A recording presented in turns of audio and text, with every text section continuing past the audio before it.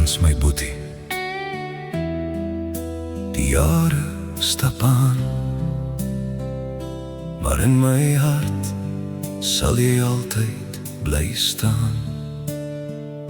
Jy was my broer en my beste pel, meer as wat woorde ooit kan vertel.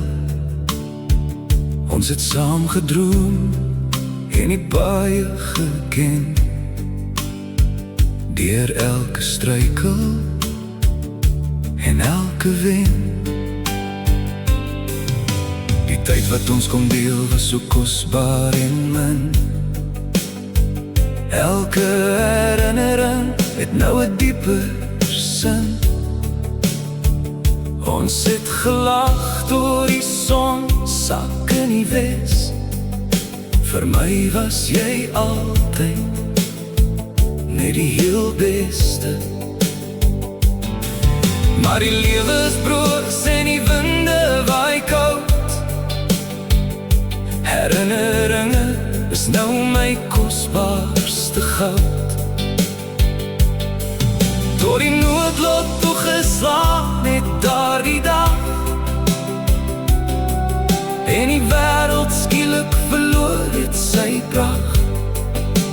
Alles het verander in 'n oogwink se tyd, en gelaat net 'n diepe hartseer stilte en spyt. O Frans, my boetie, ons sal jou nooit vergeet nie. Die diepte van die gemis sal niemand ooit weet nie. Kyk uit vir ons as 'n engel van bo, in 'n weergawe van ons wat ek steeds in glo. Tot die dag wanneer ons mekaar weer sal ontmoet, stuur ek vir jou my heel laaste groet. Frans, my maat, die plek langs my is leeg, maar jou gees is hier. Ons mis jou elke dag. Rus sag, Boeta. Ek kyk na die sterre en wonder waar jy is, en of jy ook weet hoe baie ons jou mis.